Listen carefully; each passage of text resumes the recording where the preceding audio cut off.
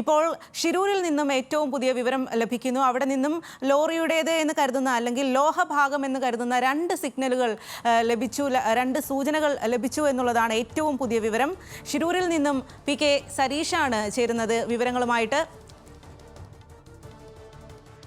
സരീഷ്, ഏറ്റവും പുതിയ നിർണായക വിവരം അവിടെ നിന്നും ലഭിക്കുകയാണ്. അതായത് ലോറിയുടേതെന്ന് കരുതുന്നത് അല്ലെങ്കിൽ ലോഹഭാഗം എന്ന് കരുതുന്നതിൻ്റെ 2 സിഗ്നലുകൾ ലഭിച്ചു എന്നുള്ളത്. അവിടെയാണോ ഇപ്പോൾ ഈ ഒരു തിരച്ചിൽ തുടരുന്നത്? ഏത് രീതിയിലാണ് രക്ഷാപ്രവർത്തനം ഇപ്പോൾ മുന്നോട്ട് നീങ്ങുന്നത്?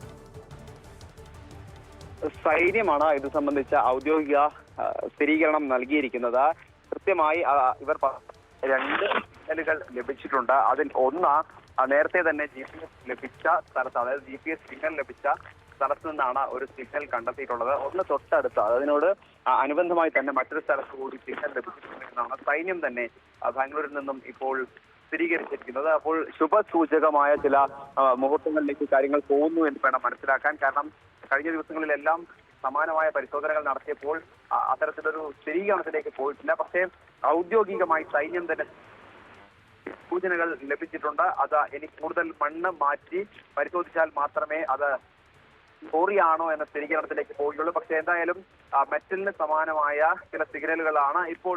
മണ്ണ് മാറ്റി പരിശോധിച്ചാൽ മാത്രമേ അത് ലോറിയാണോ എന്ന സ്ഥിരീകരണത്തിലേക്ക് പോവുകയുള്ളൂ. പക്ഷേ എന്തായാലും മെറ്റലിന് സമാനമായ ചില സിഗ്നലുകളാണ് ഇപ്പോൾ ലഭിച്ചിരിക്കുന്നത് എന്ന് കൃത്യമായി സൈന്യം തന്നെ സ്ഥിരീകരിച്ചിട്ടുണ്ട്. 2 സ്ഥലത്ത്, അതായത് ഒന്ന് നമ്മൾ കഴിഞ്ഞ ദിവസങ്ങളിലെല്ലാം ഈ കുടുംബവും അതോടൊപ്പം തന്നെ രഞ്ജിത്തും എല്ലാം പറഞ്ഞതുപോലെ എവിടെയാണോ ലോറി പാർക്ക് ചെയ്തിരുന്നത്, ആദ്യഘട്ടത്തിൽ പാർക്ക് ചെയ്തിരുന്നത്, അതേ സ്ഥലത്ത് തന്നെ നടത്തിയ പരിശോധനയിലാണ് ഇപ്പോൾ സിഗ്നൽ ലഭിച്ചിരിക്കുന്നത്. തീർച്ചയായും അത് ശുഭസൂചകം തന്നെയാണ്. അത്തരത്തിലുള്ളൊരു പരിശോധന നടക്കുമ്പോൾ തീർച്ചയായും വാഹനം അവിടെ നിന്നും കണ്ടെത്താനാകും എന്ന പ്രതീക്ഷയിൽ തന്നെയാണ് ഇവർ എല്ലാം തന്നെ.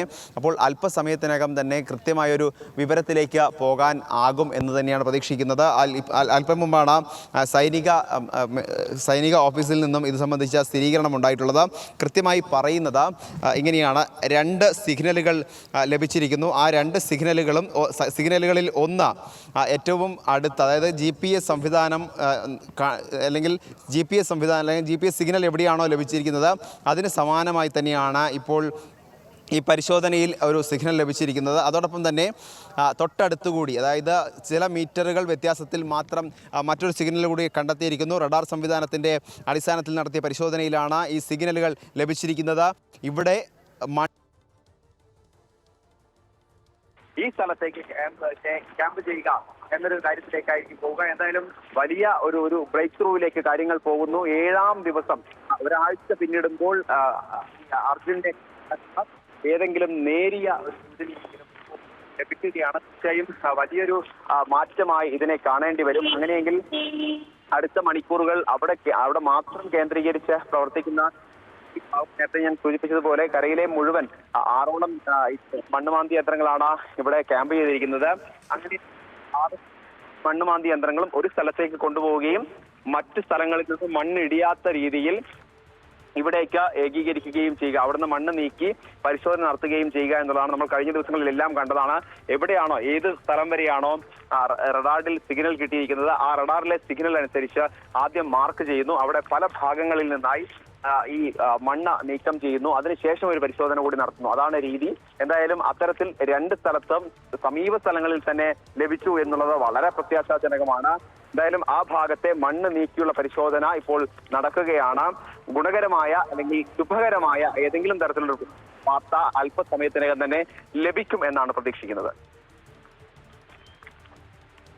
സരീഷ്, നമ്മൾ കഴിഞ്ഞ ദിവസം റവന്യൂ മന്ത്രി അടക്കം പറഞ്ഞത് മണ്ണിലെ പരിശോധന നിർത്തുകയാണ്, ഇനി പുഴയിൽ പരിശോധന നടത്തുന്നത്, മണ്ണിലെ പരിശോധനയിൽ കൂടുതൽ പ്രതീക്ഷകളില്ല എന്നാണ്. അവിടെ നിന്നാണ് ഇപ്പോൾ ഇന്ന് ഈ സമയത്ത് 2 സിഗ്നലുകൾ മണ്ണിനടിയിൽ നിന്ന് ലഭിച്ചു എന്ന് പറയുന്നത്. കേരളത്തിൽ നിന്നും എത്തിയ രഞ്ജിത്ത് ഇസ്രായേൽ അടക്കം ഉറപ്പിച്ചു പറഞ്ഞു മണ്ണിനടിയിൽ എന്തെങ്കിലും കിട്ടാതിരിക്കില്ല, മണ്ണിനടിയിലാണ് പ്രതീക്ഷയുള്ളത് എന്ന്. അത്തരം നിഗമനങ്ങൾ ശരിയാണ് എന്ന തരത്തിലേക്കല്ലേ ഇപ്പോൾ കാര്യങ്ങൾ പോകുന്നത്?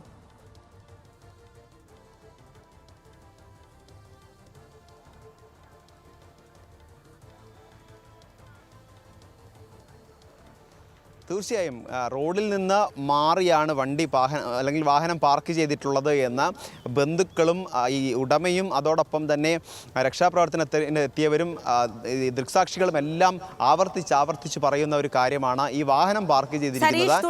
ഇപ്പോൾ ലോറി ഉടമ മനാഫ് നമുക്കൊപ്പം ചേരുകയാണ് ഈ ഒരു നിർണായക ഘട്ടത്തിൽ. മനാഫ്, ഇപ്പോൾ മണ്ണിനടിയിൽ നിന്ന് 2 സിഗ്നലുകൾ ഈ ലോറിയുടേത് അല്ലെങ്കിൽ ലോഹഭാഗം എന്നുള്ള രീതിയിൽ ലഭിച്ചിട്ടുണ്ട് എന്നാണ് പറയുന്നത്. നിങ്ങളും ആദ്യം മുതൽ പറഞ്ഞത് മണ്ണിനടിയിലാണ് ഞങ്ങളുടെ പ്രതീക്ഷ എന്നാണ്. ഇപ്പോൾ ആ നിഗമനമൊക്കെ ശരിയായി വരികയാണെന്ന് തോന്നുന്നില്ലേ?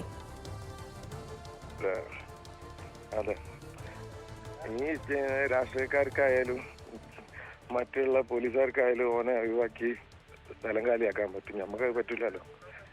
നമ്മളാളെ അവിടെ ഉണ്ട്. ഹലോ ഹലോ പറഞ്ഞോളൂ മനാഫ്, തുടരാം, പറയാം. അവിടെ ഉള്ള സ്ഥലം ഇപ്പം അവിടെയാണ് പണി നടന്നുകൊണ്ടിരിക്കണേ. പണി നടന്നുകൊണ്ടിരിക്കുന്നുണ്ട്. ബാക്കി ഭാഗം കൂടിയും തെരച്ചിൽ നടത്താൻ വേണ്ടി മിലിറ്ററിനോട് ആവശ്യപ്പെട്ടിട്ടുണ്ട്. ഇൻ കേസ് എന്തെങ്കിലും ഇന്നലെ പറ്റിയ മാതിരത്തെ ആപത്തൊന്നും പറ്റാതെ വെക്കാൻ വേണ്ടിയിട്ട് ശ്രമിക്കുന്നുണ്ട്.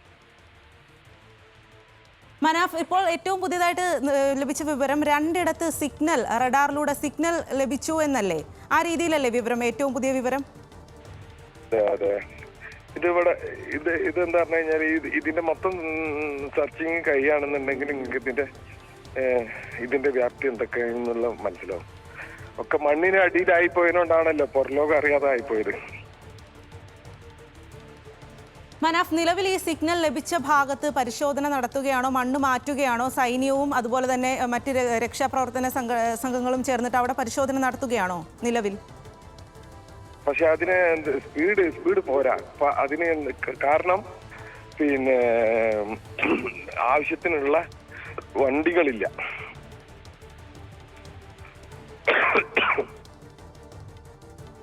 അവിടുത്തെ കാലാവസ്ഥ കുറച്ചു മുമ്പ് കനത്ത മഴയാണ് എന്ന് പറഞ്ഞിരുന്നു. ഇപ്പോഴും മഴ തുടരുകയാണോ? മഴ ഏതെങ്കിലും തരത്തിൽ ഇതിനൊരു വെല്ലുവിളിയാകുന്നുണ്ടോ ഇപ്പോൾ?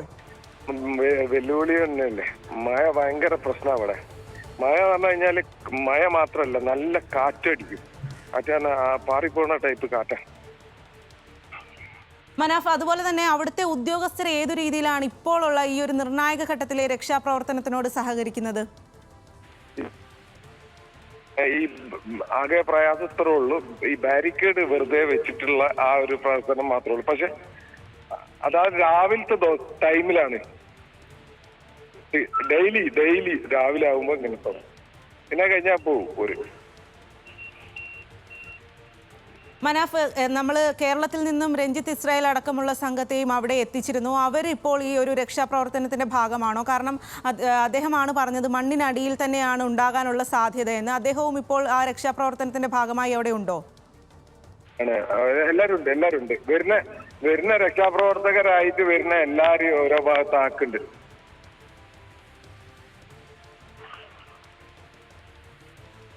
ഇപ്പോൾ എന്താണ് ആ സിഗ്നൽ ലഭിച്ചു എന്നുള്ളതാണല്ലോ ഏറ്റവും പുതിയ വാർത്ത. അതിൽ നിങ്ങളുടെ പ്രതീക്ഷ എങ്ങനെയാണ്? ഓരോ നിമിഷവും പ്രതീക്ഷിച്ചുകൊണ്ട് നിൽക്കുകയാണ്. ഓരോ നിമിഷവും നമ്മൾ ഇവനെയും കൊണ്ടിട്ട് എത്രയും വേഗം രക്ഷപ്പെടുത്തി കൊണ്ടുപോരണം നാട്ടിലേക്ക്. ശരി മനാഫ്, ആ പ്രതീക്ഷയിൽ തന്നെയാണ് നമ്മളെല്ലാവരും. അവിടെ ആ സിഗ്നൽ ലഭിച്ച ഭാഗത്ത് നിന്നും എന്തെങ്കിലും വിവരം ലഭിക്കുമെന്നുള്ള പ്രതീക്ഷയിൽ തന്നെയാണ് നമ്മളെല്ലാവരും ഉള്ളത്.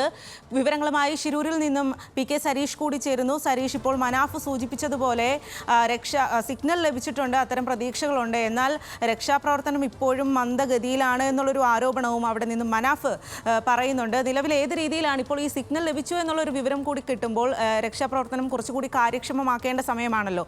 ആ രീതിയിൽ തന്നെയാണോ അവിടെ ഇപ്പോൾ രക്ഷാദൗത്യം നടക്കുന്നത്?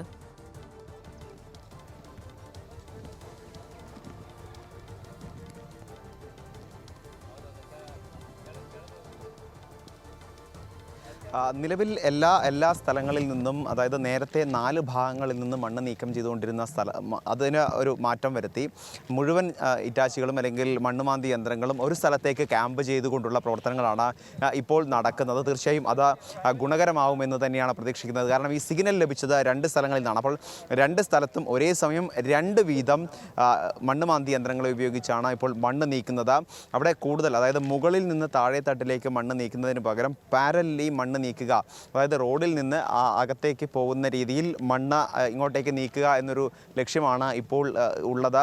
തീർച്ചയായും അതൊരു അതിവേഗം തന്നെയാണ് ആ പ്രവർത്തനങ്ങൾ നടന്നുകൊണ്ടിരിക്കുന്നത്. രഞ്ജിത്ത് ഇസ്രയേലും ഒപ്പം സൈന്യവും, കൃത്യമായി സൈന്യം തന്നെയാണ് ഈ സ്ഥിരീകരണം എന്നുള്ളതാണ് നമുക്ക് ഏറ്റവും ആധികാരികമായാണ് ഈ വിവരം എന്നുള്ളതിന് ഒരു സ്ഥിരീകരണം സൈന്യം തന്നെയാണ് ഈ കാര്യങ്ങളെല്ലാം പറഞ്ഞിരിക്കുന്നത് എന്നുള്ളതാണ്.